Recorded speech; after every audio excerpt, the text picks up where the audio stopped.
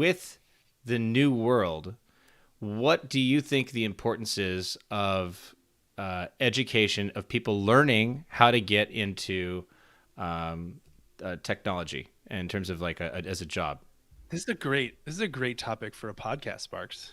Yeah. Yeah. No, I think there's a great topic, which is like, how relevant is an academic education to a software engineering career? And what else? If it is not as relevant, what is? That's a Let's good question. let's do it.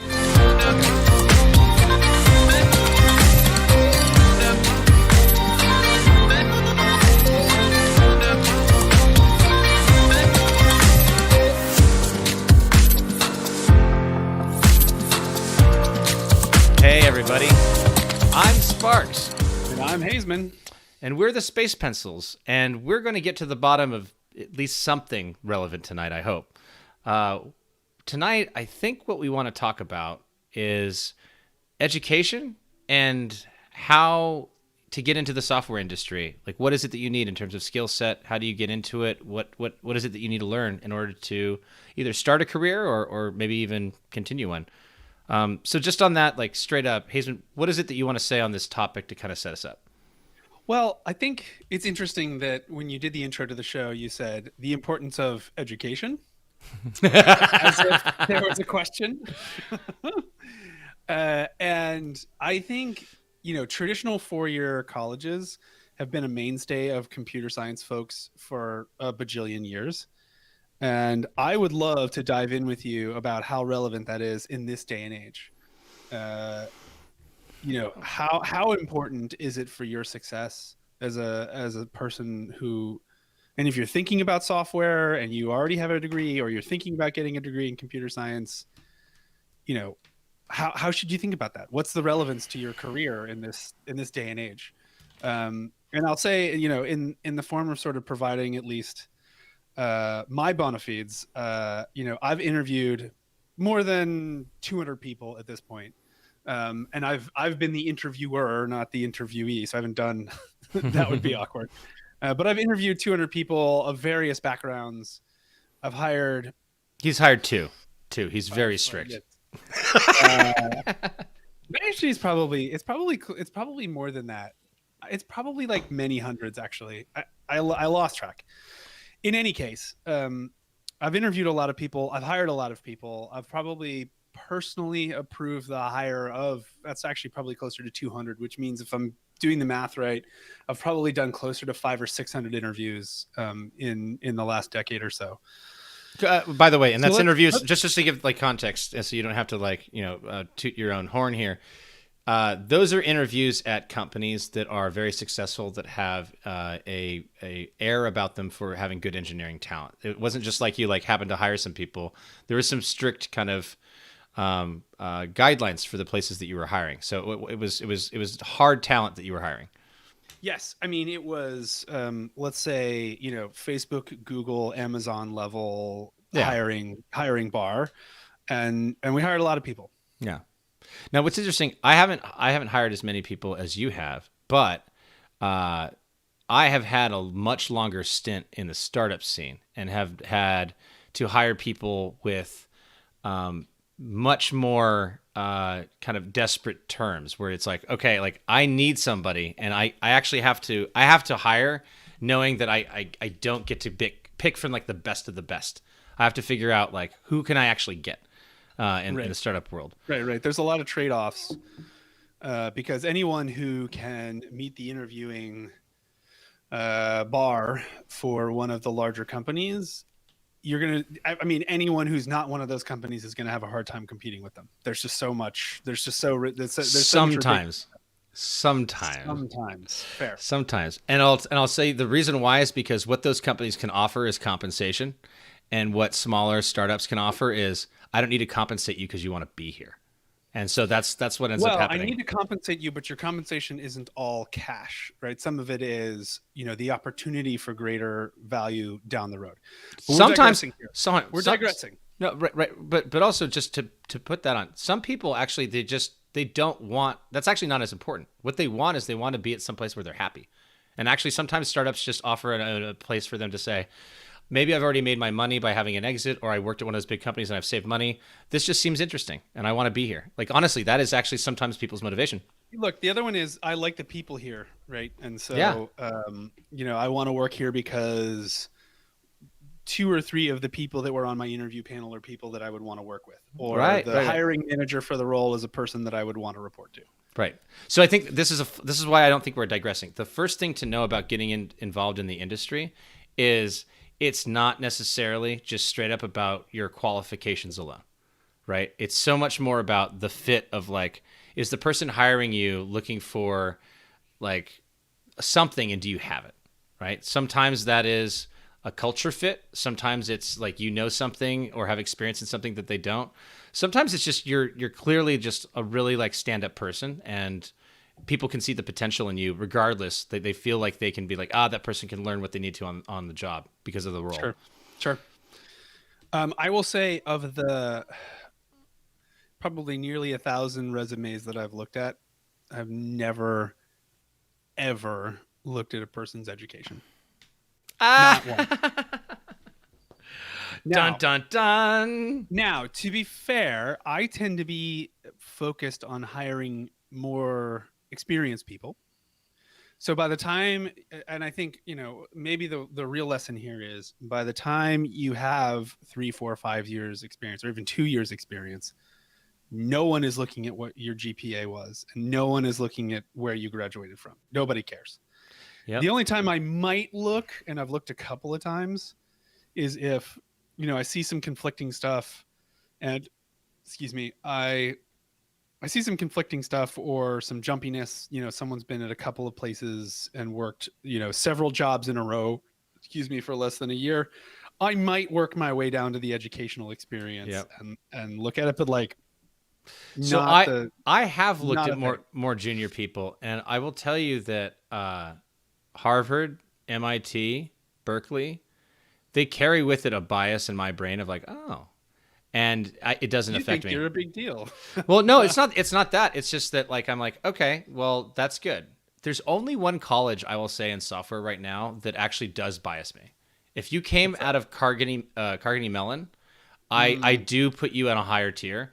Any other school, I actually don't. And that's just because I happen to know that Carnegie Mellon is really active in what they do with software engineering and software development, not just computer science. Right. By the way, those things are different. One is a science, which is a study of science. One is an application of engineering, which is using the science to apply it. Yes, you don't ask a theoretical physicist to build a house. Right. Even though he might be very good about telling you why it would fall down. Yes, in minute detail with lots and lots of citations. Okay, so that's interesting. So we're already saying that there's that's not as important. What I will say though is when I'm like working with interns, like for instance, we have an intern right now. I'm very excited. She's really awesome. But the reason why I was excited with her had nothing to do with their classes or her GPA, of which are stunning as well. It was the fact that she, amongst the other interns, had worked on real things with like other internships. And I was like, oh, cool. So like you've been exposed to like a working environment and working on real things. And it wasn't even the things. Real work. Yeah. And it wasn't even things that we were going to be doing at all. It was just like, oh, that sounds hard. That sounds cool. You probably, if you got through that, like you're probably going to be really successful here. And I was really excited about her being on our group. But like, it's those internship experiences. So I kind of think like, hey, if you're not out of school yet, that already will give you an edge more than anything else. It's like, go work somewhere. Go work somewhere for real. Yeah. I mean, even if you're, it's like, it doesn't even really matter. If you're on the technology team of a reputable company or a company that people will recognize, that's way more valuable than 4 years, a 4-year degree. Now, I will say, I got a lot out of my college experience, but not in the way that you would think. I went to a liberal arts college. I went in knowing that I was going to study computer science because I was a nerd, and my mother had a degree in computer science. And she taught me to program Pascal when I was 8 years old. So I come from a long line of computer scientists, and my mother's mother before her was a. I'm a second generation computer scientist. You're a second generation nerd. Second generation nerd. So, I mean, I went to a very liberal arts college. I have a Bachelor of Arts in computer science, which is fairly rare these days. Yep. But I have a Bachelor of Arts in computer science and philosophy. So I picked up another major along the way, and I picked it up because, you know, the second semester of my senior year, or sorry, second semester of my freshman year, my computer science advisor said I had to slow down because I was going to take all of the senior level classes as a freshman, and then I wouldn't have enough maturity credits when I was a senior to graduate. So you have to take a certain, this is like weird administrative rule that I was running afoul of. So I was like, well, I'm bored. So let me go pick up another major. That intro to philosophy class seemed kind of cool. Let me go take that. And so actually, like, what's been more valuable to me in my professional career, at least recently, has been the philosophy major. So like the first 10 years of my career. That's interesting because, again, I don't have a professional I don't have a professional bachelor's of science or anything in computer science. Taken a lot of computer science courses. Sure. I would also agree with you because the most valuable part of my education actually was not in college. Stuff. Yeah. No, actually, what it was I went to a college prep school. So I was very, very lucky, very, very fortunate, and my parents paid for it to try to put me into like a very high, a crazy school like Harvard or something like that. How did that work out? I mean, I got into some good schools, but like ultimately, like, no, I never finished at any of these places that I went to. I bounced around and I went to some really prestigious schools, several colleges. But I was able to. Here's what happened to me though. We were taught as a college prep school how to critically think. We were told like some really bizarre things that were like, here's what you need to know, or is it? And we were taught that like from like sophomore year of high school. And so what it caused me to do is when I was in college, I was like, okay, so you're telling me I'm going to be paying $40,000 a year. It's my first year. And then I do that. And then I'll get a mechanical engineering degree. And then and the person who's paying $20,000 for the business school community college, they're going to be hired at the same companies, but they're going to be paid more and tell me what to do. And I was like, I don't think this is a good return on my investment. You know what I mean? Like about critical thinking, but I pretty much like I did do high school math. Like I can add. No, but that critical thinking made me like leave colleges because I was like, well, what I could do is I could go get a job. Right. I already actually have some skills here and I'm just going to go apply for the job. And then what would happen is like, for me, it was kind of funny. 2 years later, people were like, oh, I'm trying to get a job. I just graduated with a, bachelor's or master's or even a PhD. And I already had like 4 years of work experience. And like, right. It was just this weird thing where I didn't have the debt. I didn't have the work experience. I still had to struggle because I had to go in through the ground floor. I wasn't hired, but I don't know. That was my experience. And I agree with the idea where I think you're coming from is like, the philosophy degree actually was a experience to think about things. Yeah, no, it wasn't even just thinking, it was writing. It was writing and it was talking and arguing, right? So much of what you do once you get your manager lobotomy is talking to people and writing. And so like the number of papers for work that I've written is astronomically more than I've written as a philosophy major. And I wrote a lot of papers as a philosophy major. And so, the ability to sort of do the, 1, 2, 3, point, introduction, say what you're going to say, three main paragraph bodies, and then a conclusion that says what you said and reinforces your conclusion. I've just done that over and over and over again professionally. I can't even tell you how many times. Okay, Chris, there's a person out there. They might be listening right now. Probably not. But if they were, and they were like, hey, I'm a hard worker and I'm interested in software. I really don't know a lot about it. How do I get into the industry? What would be your advice to them?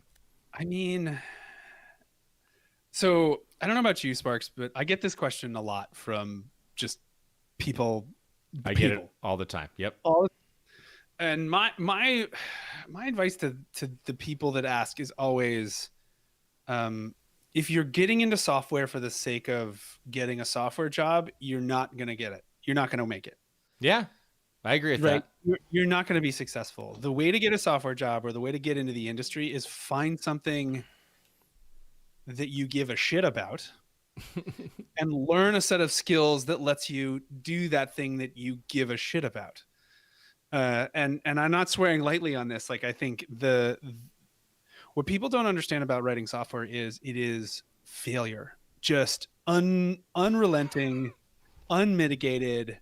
Nothing is working. Nothing is doing what it's supposed to. You spend your day banging your head against the wall, and at the end of the day, there's a missing semicolon or a single character that's wrong, and you could spend a week on that, and it just doesn't end.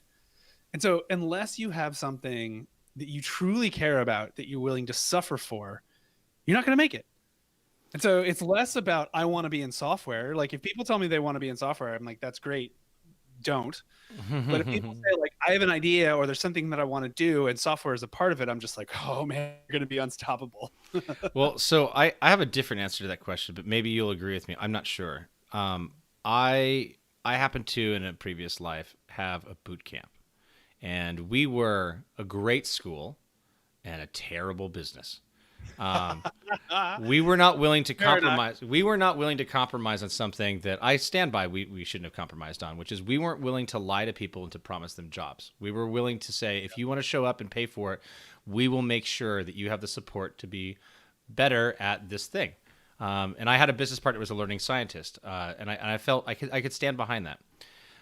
One of the things that I learned from that experience was everything I know about learning is wrong. Everything I knew about teaching was wrong. It just really schooled me. But I now landed in a different area because I really did see people who had never done software before. A lot of them transform.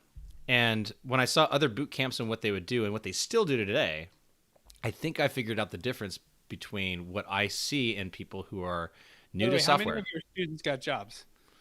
We had a rate of like 80%. Exactly. Okay. But like we didn't have very many students, so that's not really a very great small stat. Sample size. Fine. Go. Yeah. Here's what I'd say. If you want to be in software, then I would say like, okay, why don't you go ahead and just get a job? And people would be like, well, who's going to hire me? Hire yourself. It turns out there are free jobs available waiting for you right now on the internet. Open source is a thing. Open source, baby. So if you can't right now say, you know what? I've been playing Minecraft and I'd really like to make a modification for it, and I'd like to learn some Java to do that. If that's overwhelming to you, like you're not going to be a very successful person being a specific software developer. You might be able to contribute to a team in software technology, but software engineering specifically, you have to build things and feel good about building them. And you have to be able to come up with your own goals. And like this is the thing that I find is like my litmus test for people. Where like, I want to be into software. I'm like, cool. What do you have an interest in building as a special project or hobby? And if they really have no interest in doing that, I'm like, you're in the wrong industry, man. Like, I feel like a lot of people who do software go to business school. Yeah, a lot of people who do software. I mean, I think what we all do eventually is like we have our hobby projects on the side. We're like, oh, I've been coding up this thing, trying to do this thing, and then what happens is like I do that all day at work. What I do when I go home, I don't want to code that up. But it has to start as kind of a thing where you have some interest in like how things work, and if you do, I fully believe you can get through it. I think yes. There's also a class of software engineer that's into the software for the sake of the software. And there are some late bloomers out there that don't find that until later in life. And so I wouldn't like if you just love organizing things, if you love order, if you love like I don't know, bending complex systems through I can't even select for the profile. But there are some people who have come late to it. And I wouldn't disqualify it if there isn't a piece of software out there or a hobby out there that you're passionate about that software unlocks for you. Cause like, that's you and I, Sparks. Like that's what we care about. That's what got us into this industry. That's not what drives everyone who's successful in our industry. So I don't know how to describe it, but I don't want to pigeonhole too much. Well, but don't you feel like that still manifests it with people who build? Like that they're still interested in, like, for instance, like I think the kind of personality you might be talking about is the kind of person who's like, you know what? Like, I really want to connect my lights to my, I don't know, pants. TV. No, actually, let's go with that. That's way better. I want to connect my lights to my pants. And they're like, I think I'll figure it out. Yeah. Yeah, no, I think And it's like, well, they're not interested in this language or the software. They're interested in like, I think that I can figure out how to achieve a yeah.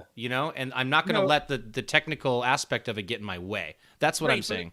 here's the thing though, is like what we're describing is a person who's driven to make the world a little bit different, and you could pick up basket weaving or software, it doesn't really matter, right? I think this is just there's a drive to make a change in the world that some people feel. I feel it, right? That's why I'm very selective about companies that I work for. I try to find things that are going to make some significant change to the world. And like that, and when people interview me and say like what kind of job you're looking for, I'm just like, well, this is annoying, but I will not work for a job that I feel is taking the world in the wrong direction Yeah. or Yeah. like has no impact. And I it's know. like I feel. By the way, that's not highfalutin. Like I do the same thing, and I know it's a luxury, but at the same time, like it's I I, privilege. I don't want to be working for something that I feel is harmful to people because that's how powerful software can be, right? It's true, but I think what we're dancing around here really truly is you need some motivation that isn't getting a job. Whether that motivation is Yep. I have a hobby or I want to change the world, or I just want to like tell people what to do. It doesn't matter. It doesn't matter. Like you have to be motivated by something that's not getting a software job. So if you're Okay. looking at software, ask yourself why. And if the why is something other than, well, I want a job or I want a job in software, then you're probably okay. Or Well, if you well, initially come to software with that in mind, find something else and you'll be so fine. I slightly disagree with that. I'm sorry, and I say this because I know a It's lot a, of it's a, it's okay to be wrong. I I know a lot of people that I would consider to be software adjacent, where Sure. and some of them are people who are like, I've learned enough technical stuff to be able to hang. I'm good. I'm fine. Right. Some of those people are frustrated with like how come they're not getting more out of the engineers that they work with. Yep. And those people, I feel like I give the same advice to. They never take it, and it would solve everything. Which is like, just go build something yourself. Like it'll help a lot. Like if you go and you download some code, you try to run it, you try to make it do something, you'll start to see like what it's like to write software. And at that point, you can make a decision about like, is that right for you? Is that interesting to you? Is it not interesting to you? If it's something where you have a motivation where you're like, well, I don't like this, but the higher level goal will make me suffer through it, cool. Or maybe you're just like, I really like this. Or maybe you're a writer and so you really like trying to make things clear. Or maybe you're a mathematician. Or maybe you're not a mathematician, you just like math. Or maybe you're just somebody who's like very easily motivated by animation, and so the minute that you code something up that looks slightly interesting, you're like, I made that and that makes me feel good and I'll suffer through it. You have to just do a little bit of it before you say, this is what I want to do for a living. Like that's I guess my point.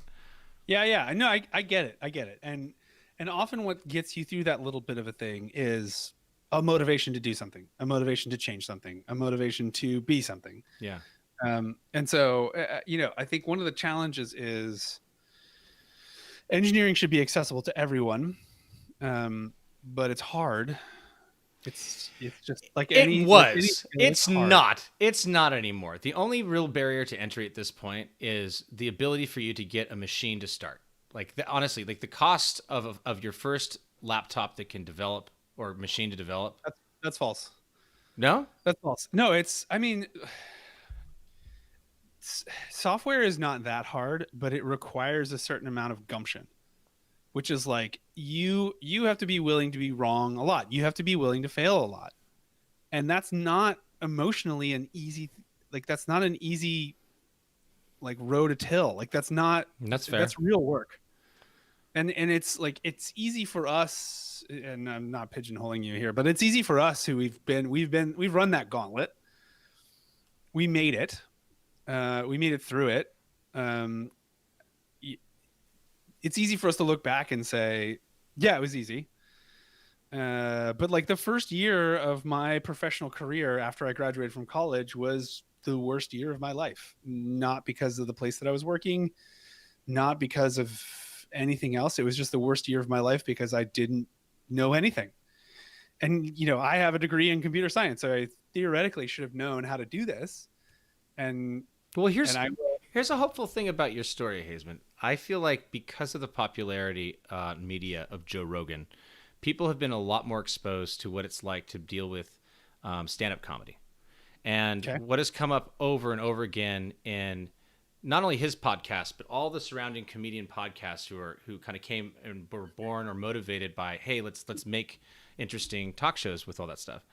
The same thing is said by almost every comedian. It's like, Interesting. you're just going to eat shit for a while. Like that's how you become funny. Is like you're not going to get it right, but after a while you will get it.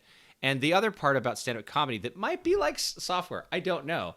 I think it might be, which is there's a theme in all of that, which is if you're a comedian and I'm a comedian, like what you do to be funny is not what I do to be funny. Right. And so Right. it's not like I can teach you or like, I can give you feedback, but you got to find your own thing, right? Yep. Yep. My thing isn't your thing. Yeah. And so there's definitely like ways to notice evolvement and stuff, but like No. to me, I find that, well, hold on, wait, let me just finish this point. So I go, feel like that's really inspiring for people who are Yeah. like, I might want to get into something. And if you just tell them like, look, it's possible, Sure. and what is it you need to do? You need to eat shit for a while. And it's like, okay, I can eat shit for a while. Yes, you can. Everybody can eat shit for a while. Yeah. But I think the challenge is like finding the thing that drives you through it. Yes. Okay, so now we're getting into the interesting part, right? So Ira Glass, who, say what you will about This American Life, but he has a quote that it's good. It's good. He has a quote that I've never forgotten, which is, you get into, and he's talking about radio and producing audio, right? So he's like the premier American radio producer, right? Mm-hmm. This American Life is, Well, that's why I was doing this, is like, regardless of what you think of the content, like you have to respect somebody who's good at what they do. Respect and it, right? That person's good at what they do. Like this American Life, like, it's a great show. It's just, you can't argue with that. You might not like it, but it's a great show. Yep. And his thing is like, look, you get into producing radio because you have taste. You get into it because you have a lot of radio shows that you love, that you like. And so you have a high bar for what good quality is, and that leads you to get into the industry. The challenge is your taste is far ahead of your ability to actually produce, because Of course. spend a ton of time evolving your taste for radio or audio or whatever it is. And this applies to software as well as it applies to, anything, right? Comedy too, right? It's just like, you're a comedian because you have thoughts and feelings about what good comedy is, but you're unable to produce it. You just can't, you just don't have the skill, and your taste is far ahead of your ability. And his advice is like, just keep doing it. Right. Your ability has to catch up to your taste, and you're going to go through this weird phase, which knocks a lot of people out of comedy, radio, software, which is, you have a perception of what good software looks like because that's what's getting you into the job. And if you don't have the drive to produce something, or the drive to make something, or the drive to whatever that drive is, you're going to be boxed out by your own perception of your work very early on. Well, that's why I mean that there's this like thing I think that's important about, like, well, then go build something, because I feel like if I now knew what I knew, the way I would start my career today is I would still drop out of college. But what I would do, also mixing in some of the learning science stuff that I now know, what I would do is I would take some open source projects that I thought were interesting, and I would find out what those projects wanted, or what I wanted from them to add on to them to make them even better. Right. And then I would take online tangential to them. And then I would take online courses to learn how to contribute to that project in a way that would do a couple things. One, like, I would take only the courses that I needed to take at the time for the relevant thing I was working on. That's something that colleges ultimately fail at. And then two, I would be working on something that I thought was interesting that would get me over like the we keep saying shit during this show. I guess that's just what we're doing. The eating shit part, which is like, I would feel okay failing because I'd be like, oh man, I tried, but like, this is hard, and like, cool. Like, I'm working on this thing. And the other thing that people don't realize is there's a lot of drama in the open source community, but most of those people are pretty like reasonable, and they want people to help out. Like, it's basically a bunch of free shit. and they won't really stomach you if you have bad attitude or Don't you're be a jerk. obnoxious or you're demanding of people's attention. But like if you spend the time of trying and you ask for honest feedback, I mean, people will be like, cool, that what more like this or like that. And that's also how you develop relationships and start to learn more about how do I build a network of like, well, what companies would be something that maybe I should start looking towards. And that's why I feel like, man, if I had GitHub when I was 18, I would have had a much more aggressive career path because Yeah. it's such an interesting place for just for free you can start doing really cool work. We had CVS and SVN when I joined the professional world, and CVS was the gold standard, and SVN was the Yeah. Oh wait, one more thing about that though. Just to like end my rant. yes. Writing software, by the way, when you do what I just told you to do, is not going to an open source project and then going to Stack Overflow and pasting in answers when you get stuck. That is not learning. What you're doing when you're doing that is you're literally bowing out of the conversation of your learning. You are literally like there's a very specific way to use Stack Overflow correctly. It's not copying and pasting. It's to learn what other people were thinking when they were solving the similar problem. And that's what you should be getting out of Stack Overflow. You're not looking for Stack Overflow to be like, oh, well, they did copy paste. Like that's not going to help you learn. At least do the typing yourself. Then At least do the typing yourself. There's a stigma in the industry for those that don't know that really lazy thinking is that you've taken a bad solution from Stack Overflow and you copied and pasted it. And when into your software, into your and software. then submit it to source control, and like your job is done. Hooray! I don't know if this is like an okay thing to say. It's like blind leading the blind. It's just like, oh Yeah, God, like yeah. what are you doing? We in the industry we call it copy pasta. Copy pasta. Yeah. But I think we've gotten away from the value of academia, and I don't know, we've sort of meandered around like how do you get into the industry, and what does it mean to become a person who works on software? I mean, do we want to get back to the academia thing, or maybe should we wrap it up? I think we should touch on it and wrap up. What do you think the value of academia in that capacity is? And I want to set you up to be challenged because I think you have a lot of interesting things to say. I feel like academia, are we talking about computer science? I think that's what we're going to be mentioning. Yeah, a computer science degree, right? Okay. If you're adjacent to or in the software industry or looking to get in, should you go get a computer science degree? What's the value of that computer science degree? How much new science has been done in computer science since the 70s that you think is really important? I mean, some. Really? What's happened is actually like the big tech companies have kind of taken over from the universities. They have so much more money and so much financial incentive to solve some of these problems that I think the Googles and Facebooks of the world have sort of taken the baton from the universities and kind of run with it. But in computer science, like fundamental computer science. Well, you don't get a job as a fundamental computer scientist unless you have a PhD. That's not a thing. Right. You're not, and if you're getting a 4-year degree, like, yes, your degree like mine might say computer science on it. You're not doing computer science. Okay. Go ahead and answer the rest of that however you want. I just wanted to like pick at that a little bit. Sure. I mean, so the challenge is really that getting a degree in computer science can give you the confidence and the overconfidence to get a job. And that first job will set you up for the next job, which will set you up for the next job, which will ultimately lead to you working at a big deal company. And then you're potentially set, at least in the current market. So I think, academia is a big lift if you can afford it, if you can access it. It can, either through internships, they're all paid now. Yeah. And so I think if you're looking to get into software and you're in high school, by God, do it.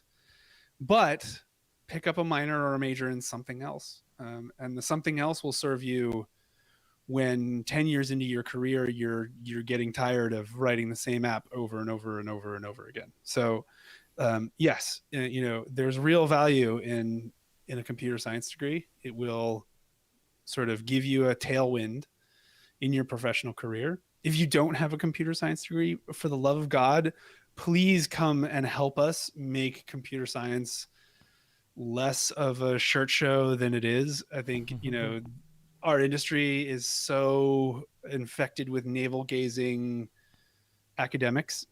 So, don't let it box you out. If you don't have a degree, go to a good boot camp. And if you need to help, we probably do a whole show on what a good boot camp is versus a bad boot camp. Sparks knows way more about this than I do. But if you have a passion, follow and that passion is, sort of tangentially related to software, for God's sake, stop standing around and waiting and just go build it. And if you are looking at getting a computer science degree and you're excited and that's interesting to you, Jesus, for the love of God, do it. Well, on that note, I'm going to +1 your comment by saying something that I learned from a business teacher at Rensselaer Polytechnic Institute. When he was positing what's the value of the degree that we were paying for at the time, he said, to your point, Chris, it's all in the use. And on that note, it's all in the use. Good night, everybody. Thanks for tuning in. Good night. I'm Sparks. I'm Hazeman. We're the Space Pencils. We're the Space Pencils.